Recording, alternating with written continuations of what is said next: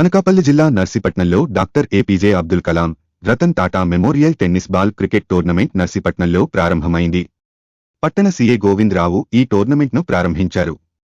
IPL తరహాలో మొత్తం 8 టీంలతో సుమారు నెల రోజుల పాటు ఈ టోర్నమెంట్ కొనసాగనుంది.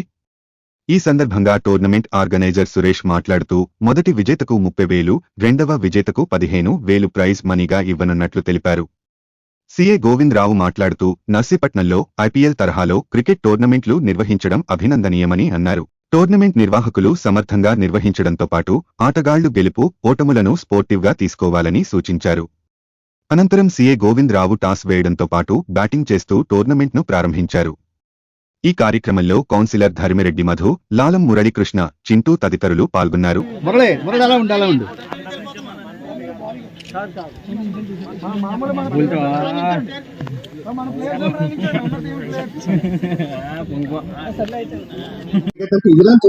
నా తరఫున చేద కోరుకున్నాను.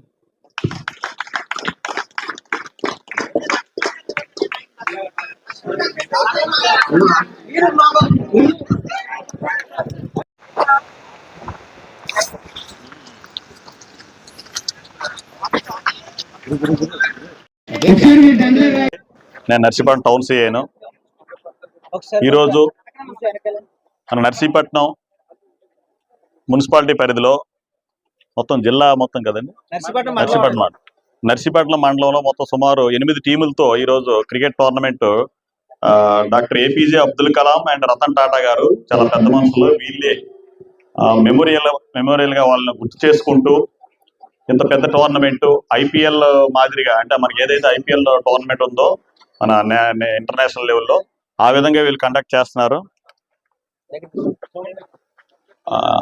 ఇలాంటి టోర్నమెంట్లు చేయడం వల్ల ఏంటంటే మన నర్సీపట్నం పేరు ఇంకా ముందుకు వెళ్తుంది, పేపర్లో కానీ లేదా మీడియాలో కానీ వస్తుంది. కాబట్టి ఇటువంటి కార్యక్రమాలు చేయడం చాలా సంతోషం.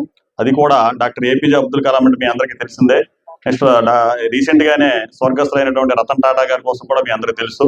అటువంటి మహానుభావులు మెమోరియల్ ఒకసారి గుర్తు చేసుకుంటూ యూత్ అందరూ కలిసి మన పెద్దల సహాయంతో కౌన్సిలర్ గారు ఇక్కడ ఉన్నటువంటి మన ధర్మిరెడ్డి మధు గారు కానీ, లేకపోతే లాల మురళి గారు కానీ, చింటూ గారు కానీ, నెక్స్ట్ గోవింద్ గారు కానీ అందరూ సహకారం చేస్తూ మన పెద్దలు విజయబాబు గారు వాళ్ళ సహకారం కూడా ఉందని చెప్పారు.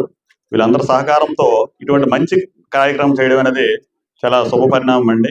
ఇలాంటివి మున్ముందు కూడా చేయాలని కోరుకుంటున్నాను. దీనికి ఇప్పుడు లీడ్ చేస్తున్న వాళ్ళు మన సురేష్ ఇంకా ఇటువంటి కార్యక్రమాలు ఇంకా ఎక్కువ చేయాలని కోరుకుంటున్నాను. దీనివల్ల ఏంటంటే ప్రతి ఒక్కరికి కూడా మనం ముందుకెళ్ళాలంటే మనకి శారీరకమైనటువంటి వ్యాయామం అనేది అవసరం. నేను వాస్తవంగా అయితే నేను టీచర్ కావాలనుకున్నాను. నాకు క్రికెట్ అంటే చాలా ఇంట్రెస్ట్, ఇప్పుడైతే లేదు అంత ఇంట్రెస్ట్. అంటే ఈ డిపార్ట్మెంట్ లో పడిన తర్వాత తగ్గిపోయింది. కానీ తెలియని వ్యాయామం అనమాట. మన శారీరకంగా క్రికెట్ కానీ ఏదైనా సరే ఒక ఆట, ఒక గేమ్ అనేది చాలా ఇంపార్టెంట్. అది క్రికెట్ కావచ్చు, లేదా షటిల్ కావచ్చు, ఇంకో కావచ్చు, ఏదైనా అవుట్డోర్ గేమ్ కానీ ఇండోర్ గేమ్ కానీ అవుట్డోర్ గేమ్ మన శారీరకంగా అనేటువంటి దృఢంగా ఉండడానికి తయారవుతుంది. ఎప్పుడైతే మనం శారీరకంగా దృఢంగా ఉన్నామో మనం మానసికంగా కూడా స్ట్రాంగ్ గా అవుతాం అనమాట. స్ట్రాంగ్ గా ఈ రెండు మానసికంగా శారీరకంగా స్ట్రాంగ్ ఉండేటప్పుడు ఆటోమేటిక్ గా మనం ఏవైతే అధిరోహించాలనుకుంటున్నామో, ఏదైతే మనం ముందుకెళ్ళాలనుకుంటున్నామో వాటిని మనం ఈజీగా మనం సాధించగలుగుతాం. కాబట్టి వాటన్నిటికీ మనకి పునాది ఏంటంటే గేమ్స్. అలానే ఒక గేమ్స్ ని నమ్ముకొని మన జీవితాన్ని అదే పని మీద ఉండాలని చెప్పట్లేదు. గేమ్ వన్ ఆఫ్ ది మనకి ఉపయోగపడుతుంది. కాబట్టి ఇటువంటి కార్యక్రమాలు చేయాలని అవకాశం ఉన్నంత వరకు మేము కూడా ఇందులో సహాయ సహకారాలు కూడా అందిస్తాము. మాకు ఏదైనా అవకాశం ఉంటే మాకు కూడా పార్టిసిపేట్ చేసే అవకాశం ఇవ్వండి. మాకు చేతనైనంత వరకు మేము చేస్తాం. ఈ కార్యక్రమానికి, ఇంత పెద్ద కార్యక్రమానికి నన్ను గెస్ట్ గా పిలిచినందుకు చాలా నేను హ్యాపీగా ఫీల్ అవుతున్నాను. నెక్స్ట్ రెండోది, ఇక్కడ పార్టీ ఫీలింగ్స్ తో కానీ లేకపోతే వీధి ఫీలింగ్స్, ఏరియా ఫీలింగ్స్ అలా లేకుండా మన నర్సీపట్నం అంతా కూడా ఒక యూనిటీగా ఉండాలి. ఎటువంటి గొడవలు ఆడుకోకుండా, లేకపోతే మ్యాచ్ అనేది ఒకరు గెలుస్తారో ఒకరు ఓడిపోతారండి. ఓడిపోయిన వాళ్ళు మనం ఇమిలేట్ చేయడం, వాళ్ళని ఇబ్బంది పెట్టడం, మీరు ఏం ఆడతారా అని ఆ విధంగా వాళ్ళని చేయడం వల్ల ఏంటంటే ఆటోమేటిక్ గా గొడవలు స్టార్ట్ అవుతాయి. ఆ గొడవలు లేకుండా చూసుకోండి. నన్ను మళ్ళీ గ్రౌండ్ లోకి వచ్చే పరిస్థితి అయితే తీసుకురాకండి. నా నుంచి కోరుకున్నది ఏంటంటే మీరు గొడవలు ఆడుకోకుండా 8 టీములు కూడా చక్కగా బాగా ఆడండి. 8 టీముల్లో ఏదో ఒకటే ఫైనల్ గా గెలిచేది. మిగతా 7 టీములు కూడా వాటిని క్రీడా స్ఫూర్తితో వాళ్ళు పంపాలి తప్ప కానీ ఓడిపోయారని వేరేగా మనం అనడం వల్ల ఏంటంటే వీళ్ళందరూ మన వాళ్ళే. నర్సీపట్నం అంటే మన నర్సీపట్నం కాన్స్టిట్యున్సీ అందరూ మనమే. కాబట్టి అందరూ ఒకటే కాబట్టి ఎవరు గెలిచినా సరే మనందరం గెలిచామనే ఫీలింగ్ తో గొడవలు ఆడుకోకుండా ఉండాలని కోరుకుంటూ ఈ అవకాశం ఇచ్చినటువంటి మన పెద్దలకి, అదేవిధంగా ఈ టోర్నమెంట్ కండక్ట్ చేస్తున్నటువంటి మిగతా అందరికి కూడా నా యొక్క నమస్కారాలు తెలియజేసుకుంటూ ముగిస్తున్నానండి. నమస్కారం అండి. Shri APJ Abdul Kalam cricket memorial tournament కి ఇక్కడ ఆర్గనైజ్ చేసినటువంటి ఆర్గనైజర్స్ కి, అలాగే క్రికెట్ ప్లేయర్స్ కి అందరికి కూడా, ప్రతి ఒక్కరికి కూడా పేరు పేరున ధన్యవాదాలు తెలియజేసుకుంటూ, మరి ఇది మంచి క్రికెట్ టోర్నమెంట్.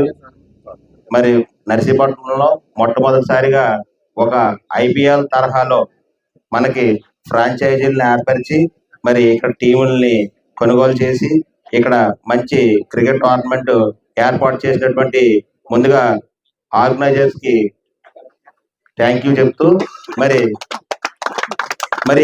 ఈ క్రికెట్ టోర్నమెంట్ లో మరి ఒకే ఒక విషయం, మరి క్రికెట్ అంటే క్రికెట్ అవని ఏ గేమ్ అయినా కానీ గెలుపు ఓటములు సహజం. అటువంటి టైంలో మరి ప్రతి ఒక్కరు కూడా ఒక స్పోర్టివ్ స్పిరిట్ తోనే ప్రతి ఒక్కరు ఉండాలి. గెలిచినా ఓడినా కానీ ప్రతి ఒక్కరు కూడా స్నేహపూర్వకంగానే మెలిగి మరి ఈ క్రికెట్ టోర్నమెంట్ ను విజయవంతం చేసి మంచి నర్సీపట్నానికి మొట్టమొదటి ఐపీఎల్ తరహాలో టోర్నమెంట్ ఏర్పాటు చేశారు కాబట్టి మంచి స్పోర్టివ్ స్పిరిట్ తో మంచి పేరు వచ్చే విధంగా మన నర్సీపట్నానికి అందరూ కూడా బాధ్యత తీసుకొని ముందుకు విజయవంతం చేయాలని కోరుకుంటున్నాం. Yeah.